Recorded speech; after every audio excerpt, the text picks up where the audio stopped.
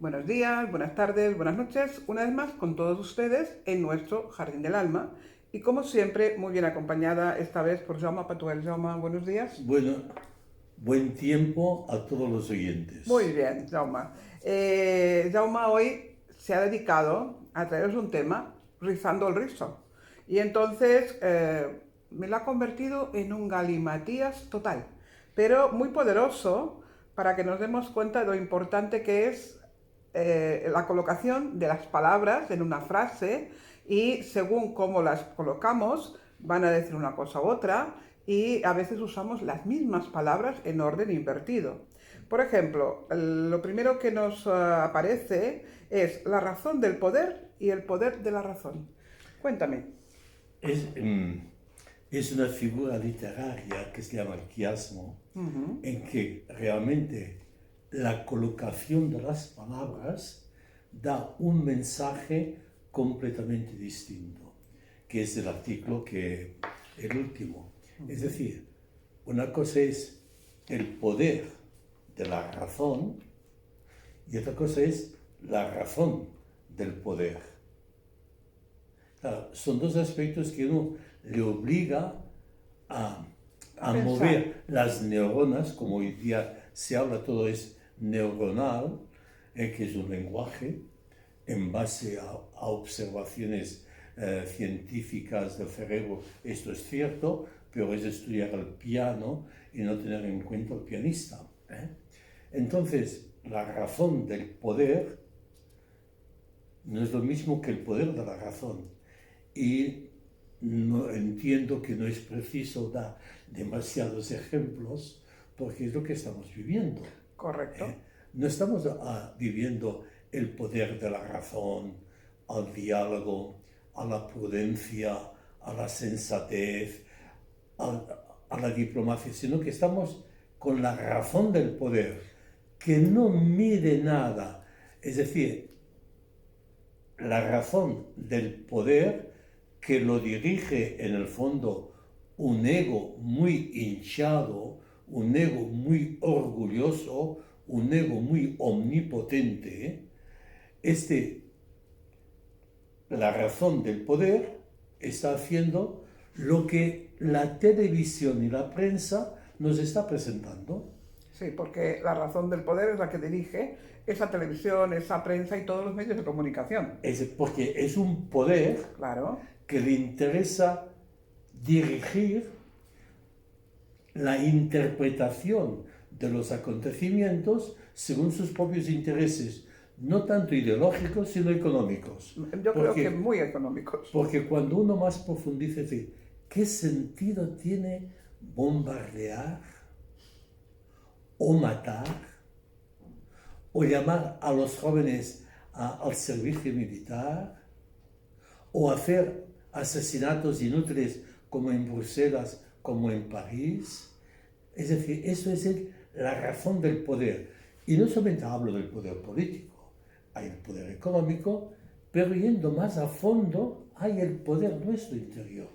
Y aquí viene muy bien, una cosa es el jardín del alma y otra cosa es el alma del jardín. El alma del jardín es una energía potente que hace vibrar el aire para que las flores del jardín florezcan, haya hermosura. Pero otra cosa es el jardín del alma. El jardín del alma ya no la cuida el alma, Es la que cuida el el jardinero, el jardinero, ego. claro. Por tanto, la razón del poder no es la razón la que actúa, es el poder. Y eso lo tenemos nosotros. Y esto hay que ser, no digo hábiles, hay que tener una clarividencia, una ampliación de la conciencia, o sea, un saber reflexionar con los pies puestos al suelo y con la mirada al horizonte y con los oídos atentos a lo que se escucha. Porque si no, quedamos fagocitados, tragados, anulados, disueltos por unas noticias incoherentes, cínicas, y que entonces el jardinero que cuida el alma, que cuida el jardín debe saber que la potencia del jardín no está en lo que él hace de cortar las hierbas, sino el alma del jardín que impregna. Todo eso, este juego de palabras, la razón del poder o el poder de la razón, el jardín del alma o el alma del jardín, y hay muchísimas más, es hacer un stop, o cuando yo me levanto, o al mediodía, o a la noche, pero tengo que hacer un stop, no un ceda el paso, para decir, a ver, ¿cómo voy yo? Pero toda una energía mal focalizada lleva a una actividad del ser humano en este paradigma nuevo que no podemos evitar, que es el tecnócrata, el poder de la técnica, y gracias al poder de la técnica podemos estar haciendo lo que tú y yo hacemos en este momento y poder llegar a otras personas que no tienen la ocasión. Eso es el poder de la técnica. Sí. Pero bien llevada. Y otra cosa es el poder de la técnica y otra cosa es la técnica del poder. Exacto. Una cosa es el poder de la técnica que viene empleada y otra cosa es la técnica del poder. Y la técnica del poder, como podemos ver por esta prensa que nos dirige, hasta ahora estábamos hablando de Ucrania, ahora nos toca hablar de Israel. Y dentro de una semana no sé de qué nos va a tocar hablar. No lo Y hace un año hablábamos de Siria. O sea, ¿por qué siempre en primer plano las guerras? Las guerras, la violencia? Porque resulta que el poder de la violencia nos lleva a la impotencia de la violencia. La violencia no resuelve nada. Y nos damos impotentes. Claro, yo en estos momentos tengo una foto de Gaza, de una explosión de un edificio, y mi reacción es, ¿y quién va a construir ese edificio? Hay gente que está pensando cómo hay que reconstruir. Por tanto, si yo pienso cómo hay que reconstruir Gaza, que se acaba de bombardear por Israel, aquí hay una economía. Claro que sí, hay un interés económico total. Y entonces dices, bueno, ¿qué es todo? Y entonces hay que ser realistas. Y coherentes. Pero es que, en realidad, ahí nos te demuestra ese poder. Lo único que le interesa es la parte que él puede manipular, que puede construir, pero para ello hay que destruir, y no tiene en cuenta a los seres humanos, porque esas vidas no las reconstruye nadie. Se han acabado y se han acabado en un momento fulminante. Pero después queda todo el destrozo que algunos intentarán reconstruir, pero por ejemplo, me parece que han destruido una gran biblioteca, que esa no la va a reconstruir nadie. Entre los libros y el edificio que era de tantos años atrás, esto es imposible hacer una copia, ni recuperar todos esos manuscritos. Son valores incalculables, sin tener en cuenta que lo más incalculable es una vida, y que no la respetan, porque solo les vale el poder del ego para ellos. Para moverse ellos, es lo único que les interesa. Es la razón del poder. Claro. Y entonces, ante esto, porque he leído la prensa, he oído entrevistas, ha habido mesas redondas, pero mi reflexión muy personal, de aquí que hago un seminario que se titula Mi ego en mi metro cuadrado, que hemos hablado de ello, es qué puedo yo hacer, no tanto qué deseo o qué debo, sino qué puedo, que no es lo mismo. ¿Qué me dejan hacer? ¿Qué puedo hacer ante esta barbarie? Y la cosa que puedo hacer, que deba y que desee, ese es otro que puedo hacer es que tenga yo paz conmigo mismo y que esta paz la pueda transmitir desde mi metro cuadrado, donde tengo los pies puestos en el suelo, con mi cuerpo, con mi interior, con el alma del jardín, que yo pueda irradiar con la persona que es vecina mía, no, con la persona que vive en primer lugar en casa, en los vecinos, y pueda saludar a los demás y hacer lo que pueda a nivel social. Claro. Es ahí cada uno contribuye con ese granito de arena, pero al final se puede hacer una gran montaña. Exacto, es decir, un montón de granitos de arena es una duna. Por tanto, es donde tal vez los años nos llevan aquí. Este gran deseo o deber de cambiar el mundo, y que vemos que el mundo tiene toda una forma de actuar muy distinta de la que nosotros deseamos y debemos, y aquí viene la responsabilidad a distintos niveles. Claro. Yo no puedo resolver absolutamente nada de lo que está pasando en Ucrania con Rusia, o Israel con Palestina, o de lo que nos hablaba Azerbaiyán con aquella Armenia, que ni nos han hablado y que allá hay muchas muertes. Claro, o bien, sino todo lo que es el centro superior de África. Pero mi reflexión va, es cierto que hay este mundo de guerras, esto es cierto, pero también es cierto que hay muchas menos que hace 50 años. Sí,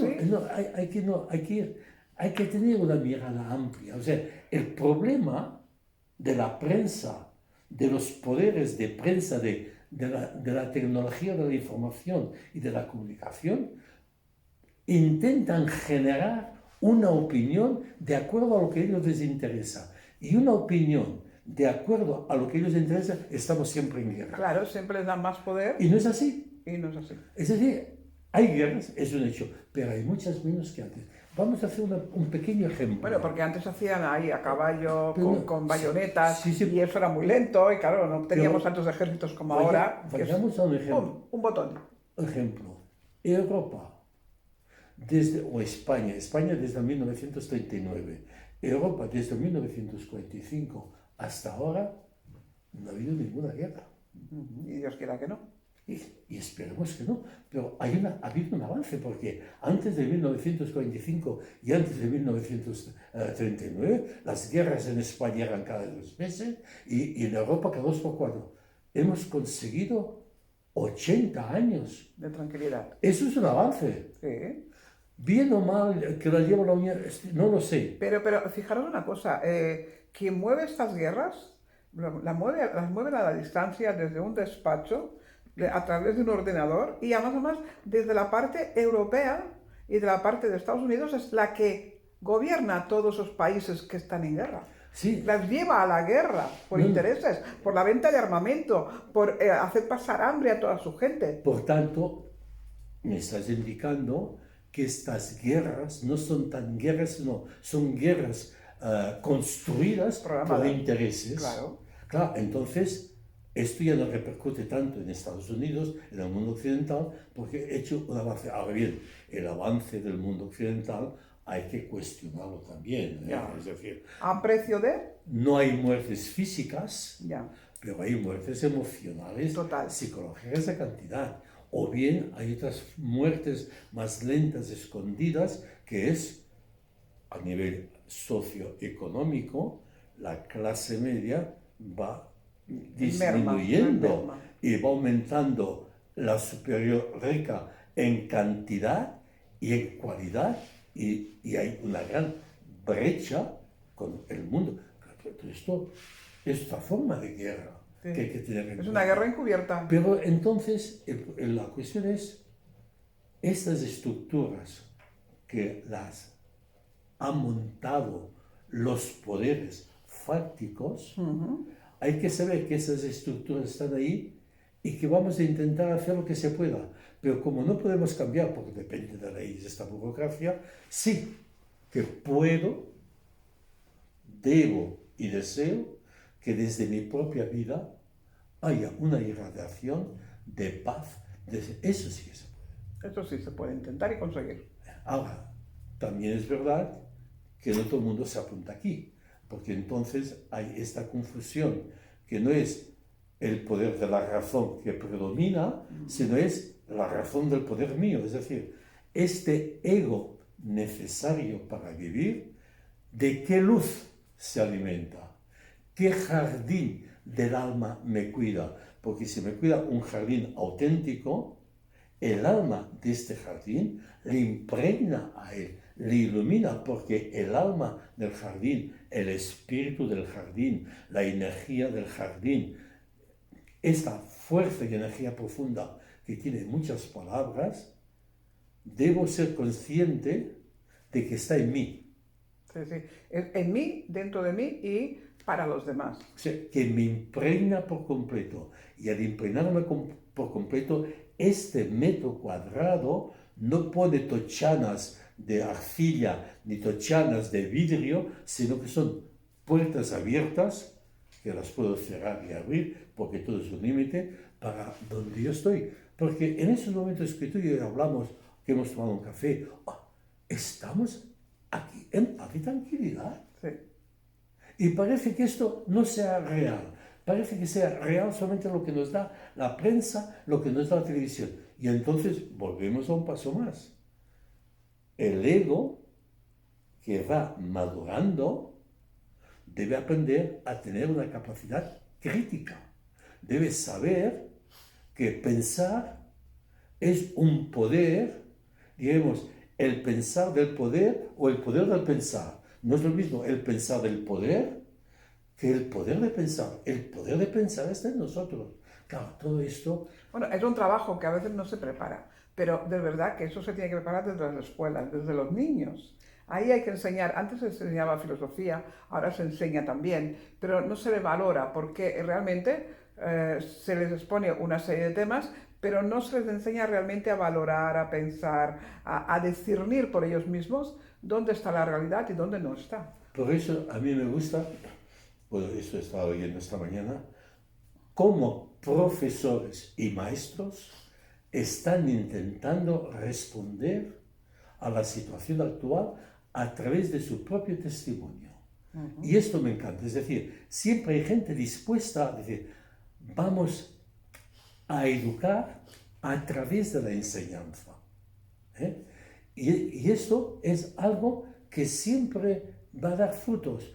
Pero Freud,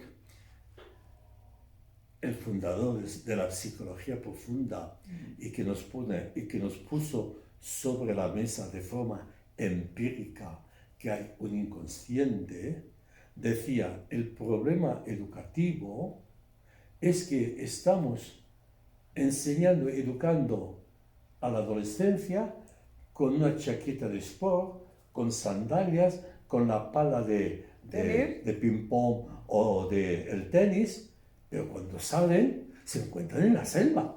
Claro, porque es otra cosa, la realidad es otra Por cosa. tanto, es decir, estos maestros valientes que hablan, me doy cuenta que hablan a partir de la realidad, educan, pero alerta, que hay que ser fuertes porque nos vamos a encontrar con un paradigma tecnócrata, que el poder son las máquinas, no nos dejemos llevar por las máquinas, que el poder es profundo y escondido con intereses egoístas. Por tanto, la educación es preparar a la vida, no a la profesión, o solo a la profesión, es preparar. Y entonces, claro, el alumnado, el que se educa a través de lo que el profesor vive.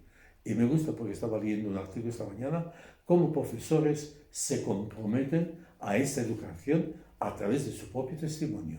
Pero esto existe, y esto, claro, y esto es mirar la realidad desde nuestros propios ojos, partiendo de donde estamos.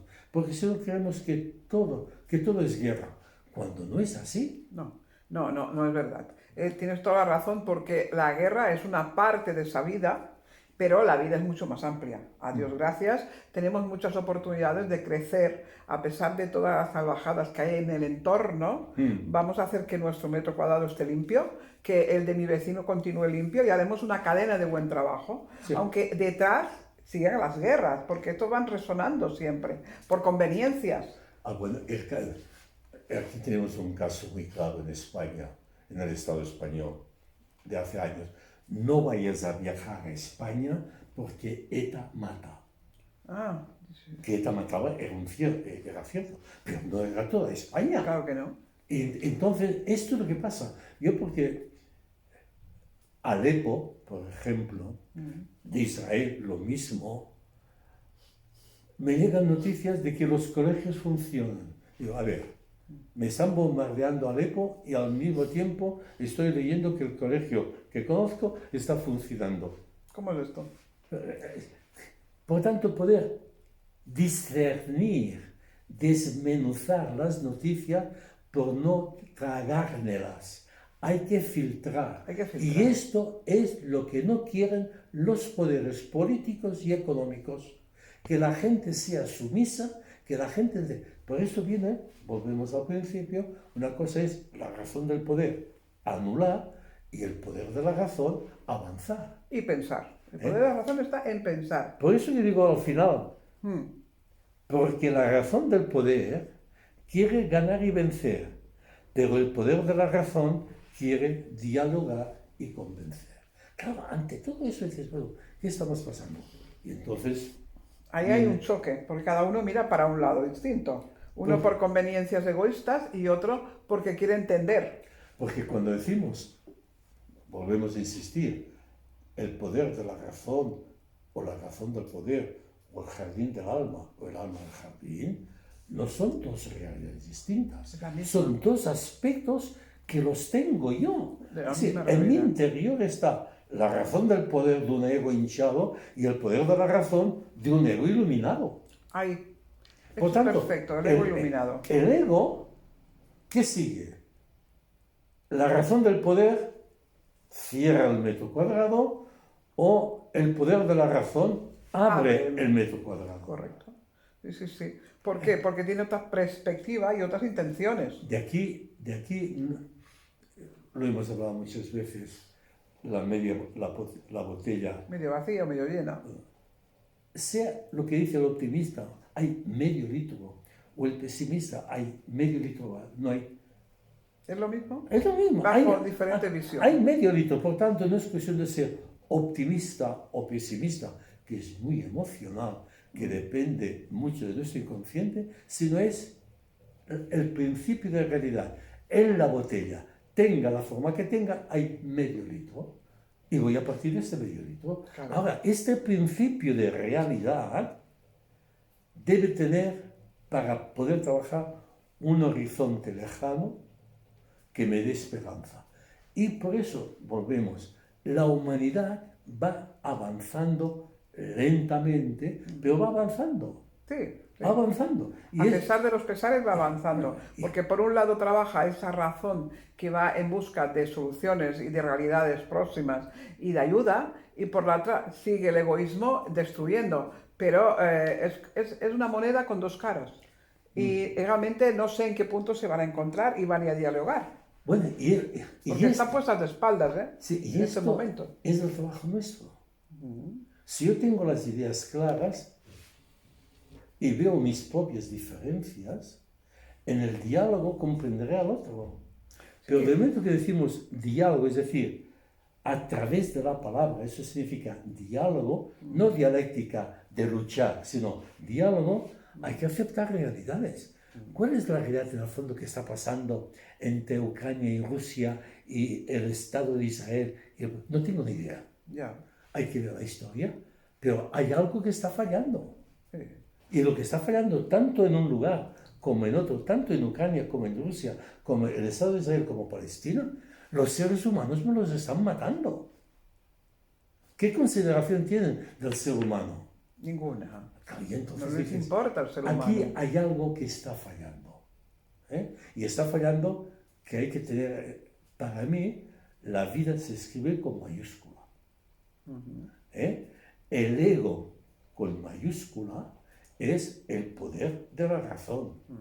El ego con minúscula es la razón del poder. Es que además el ego tiene que estar al servicio no al servicio de él mismo, sino al servicio de la humanidad. Sí, entonces es un ego bien orientado. Por tanto, pero este ego hay que educarlos desde pequeño, eso sí. etc. Porque el ego pequeño, o sea, este aspecto egoísta, de competitividad, de ser el primero en todo, son aspectos positivos y constructivos de nuestra estructura. Ahora bien, ¿cuál es el peligro? Solamente quedarme con estos.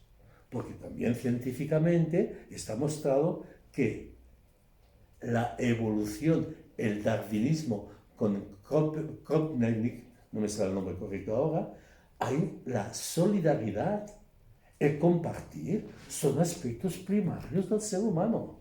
Pero el neoliberalismo, este mundo de la guerra, este mundo de la economía, solo potencia esos aspectos de competitividad, ser el primero, siempre más, cuanto más tiene más vale, que esto es necesario, pero no es solo eso. No, y no es la base.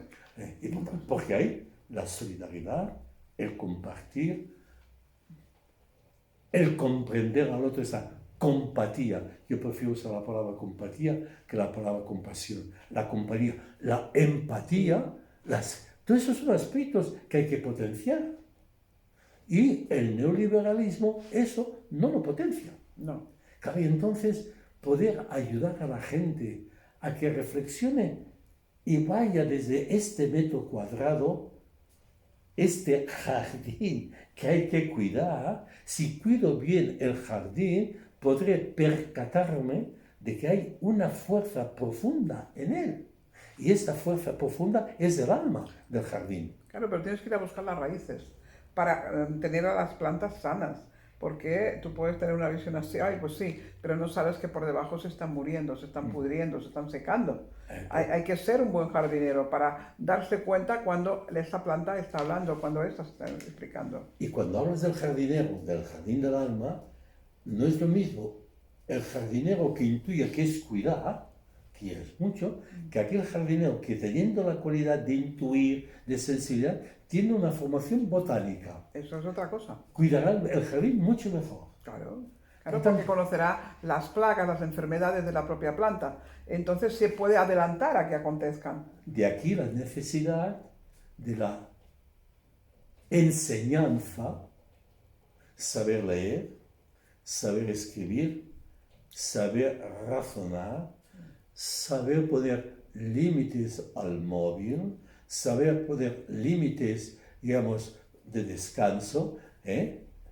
Poner límites es muy sano. Claro. Ahora, yo pondré límites o enseñaré a poner límites o educaré si yo los tengo. Entonces, claro, pero es que eso se aprende de pequeño. O sea, yo el otro día vi una cosa muy curiosa. Cuando éramos niños, hoy en día se les da un móvil a un niño para que calle. Y antiguamente te pegaba un grito y te quedabas inmóvil. Era la diferencia que ahora los propios padres inconscientemente al niño lo acostumbras a una cosita así, que es un móvil, y cuando empieza a berrear automáticamente ven para que calles. Esto no es educar. No, yo lo he visto hace años, exacto. Un niño de 4 meses dándole de comer con la pantalla delante. Ya ves, ¿qué comunicación hay entre la madre y el bebé? Ya que hablas de eso, leí hace pocos días una frase que me llamó la atención. La pandemia, todo el mundo sabe que es una pandemia, el COVID, la pandemia movilística, o sea, la pandemia del móvil, no es ninguna pandemia, es una nueva riqueza que hay que aprender a gestionar. A gestionarla, sobre todo a gestionarla. A gestionarla. Claro, puedes tener un móvil y saber utilizarlo. Y saber a qué edad puedo yo darlo o dejarlo o poner límites. Es un trabajo. Ahora, reconozco que pedagógicamente aún no hay una pedagogía formada. No. Yo estoy pensando, estamos en el 2023. Creo que esta idea la he dicho alguna vez. Estamos en el 2023. ¿Qué significa? Que los que han ido a estudiar a la universidad magisterio deben tener ahora 21 o 22 años, pongamos así. O sea, que solamente hace 1 o 2 cursos que han empezado a salir generaciones de maestros, o sea, promociones del magisterio que han nacido en este contexto tecnócrata. O sea, ellos han vivido desde que han nacido con los electrodos ya adentro del cerebro. Conectados a esta historia. Estos podrán educar de una forma distinta a los maestros que son del siglo pasado. Pues sí. Pues claro, les será mucho más práctico y más fácil, que no están exentos de problemáticas. Por eso dice un autor, los edificios son del siglo XIX, el profesorado del siglo XX y el alumnado del siglo XXI. Por tanto, hay que empezar a reestructurar, cosa difícil, los edificios.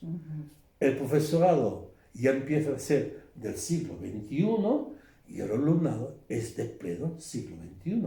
Digo lo de los edificios, te hablo de 1970, por tanto hablo de hace 53 años. Yo hacía autostop para ir a la universidad. Y un día quien me permitió subir era un arquitecto. 1970, época de Franco, se empezaba a hablar de una educación nueva. Me decía, todo esto no se llevará bien a cabo si no se hacen escuelas nuevas, que es pedir un imposible. O sea, tenemos edificios que corresponden a una forma de enseñanza que hoy día ya está caduca. Hablaban también hace 25 años con el director de mi escuela, que es un buen técnico, y yo le decía, concibo la clase con pantalla, con luces y con ventanas y con una pizarra. Porque eso es lo que mueven los muchachos. Hay que saberlos enseñar a que trabajen con las herramientas que la técnica nos da. Hay que enseñar, no es la palabra, hay que enseñar a que tengan un criterio y el criterio lo verán y lo vivirán desde casa. Claro. Continúa, porque si hay que enseñarles las cosas desde la pantalla pequeña, cualquier cosa menos educar. Exacto, los estás entreteniendo, no educando, y haciendo perder el tiempo más importante de la vida, que es la infancia y la juventud. Yo, por ejemplo, utilizar las cosas. Esta mañana, ayer noche, le decía a mi hijo, hay una ventaja, hacer inglés con mis 18 años comportaba que cuando algo no entendía iba a un diccionario. Hoy en día, a mi edad, que vuelvo a tocar el inglés, comporta que voy al móvil y busco la traducción. Es una forma rápida y práctica de trabajar con el móvil. Porque él está a mi servicio, yo no estoy dependiendo de él. Gracias a esto que dices, yo, que no sé inglés, yo soy de la generación del francés, es verdad. Yo puedo, incluso yo con un árabe o con un tuareg, ¿Puedes hablar? Puedo hablar a través del móvil. Bueno, eso hay que saberlo enseñar para poder. Yo tengo una frase aquí que no la quiero dejar de Sócrates. O sea, Sócrates, este gran filósofo, tuvo que practicar la eutanasia obligatoria, porque enseñaba a pensar a sus discípulos con el método de la comadrona o de la matrona, la mujer que ayudaba a parir, a salir del vientre el niño. O sea, que solamente ayudaba.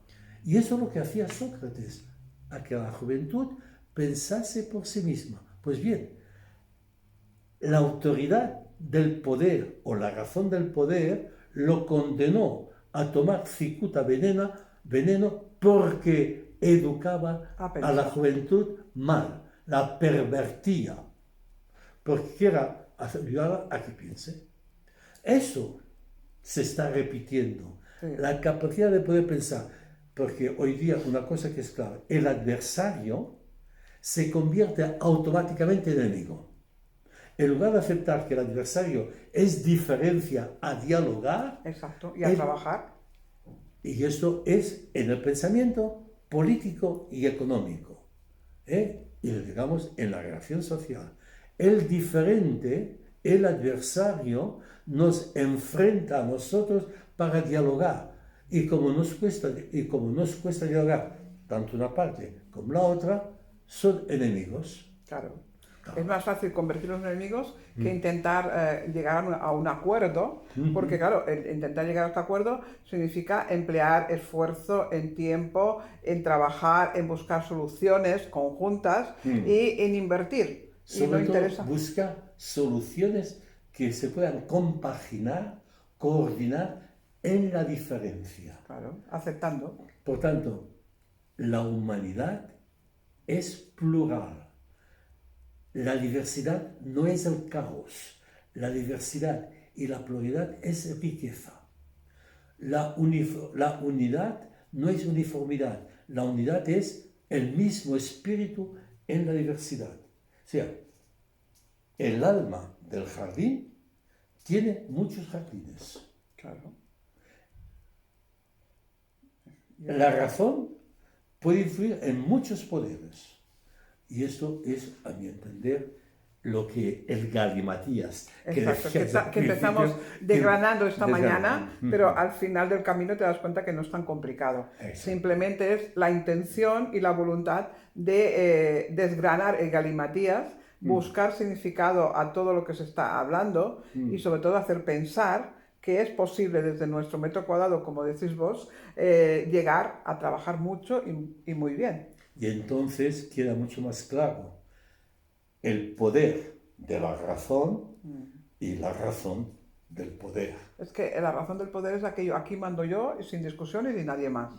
Y la otra es, vamos a dialogar, vamos a pensar, vamos a ayudarnos entre todos. ¿Qué me vas a ofrecer y qué te puedo ofrecer yo? Porque tú tienes derechos y yo tengo deberes. Pero también yo tengo derechos y tú tienes deberes. Exacto, entender esto. Hay dos derechos y deberes. Es la misma moneda. Sí, totalmente. O como por ejemplo hay mucha gente, muchos sobre todo jóvenes que todavía no están bien educados, que te pueden hablar de muchos poderes, o sea, de tener sus derechos, pero ellos nunca se han planteado qué deberes tienen con la sociedad. Y que la libertad se acaba donde empieza la del otro. Claro. Es decir, que yo hago lo que a mí pasa por uno. No. Tú puedes hacer aquello que quieres siempre que sepas ponerte un límite. Claro, y respetando, o sea, yo puedo visitar tu jardín, tú puedes visitar el mío, pero lo que no puedes venir a romper mi jardín. Entonces viene, para no complicar, porque lo tengo aquí, la necesidad de la libertad y la libertad de la necesidad. Esto lo dejo como eslogan para que se trabaje. Vayan pensando que la mañana va a ser prometedora mientras ustedes van haciendo su trabajo en un momento de descanso y un café y después de habernos escuchado vayan pensando, a ver, ¿qué tengo que hacer hoy? Y una cosa, pensar pone dificultades, pensar angustia, pensar es penoso, pero no pensar es mucho peor que todo eso. No, y tanto. Además, pensando construimos. Si buscamos salidas positivas, si buscamos las partes negativas, nos vamos a autodestruir nosotros mismos. Entonces hay que sanar bajo un pensamiento positivo. Y entonces con esto podemos acabar. Hay muchas personas, hombres y mujeres, que son modelo de ser seres humanos vivientes que tienen palabra, libres desde su interioridad. De esto tenemos muchos modelos. Sí, ahora hay que encontrar y hay que tomar nota y aprender de los que saben. Así que, bueno, yo sigo aprendiendo de vos. Y yo de vos. y de vos seguro que también. Siempre aprendemos. Sí, sobre todo ponemos voluntad para aprender y aprendemos. Pues gracias por seguirnos, por escucharnos y por estar atentos hasta la próxima visita de Jaume Patuel, a ver qué nos va a traer, que seguro que nos va a sorprender como siempre. Muchas gracias. Intentamos. Buen tiempo a todo el mundo. Gracias por estar, gracias por estar.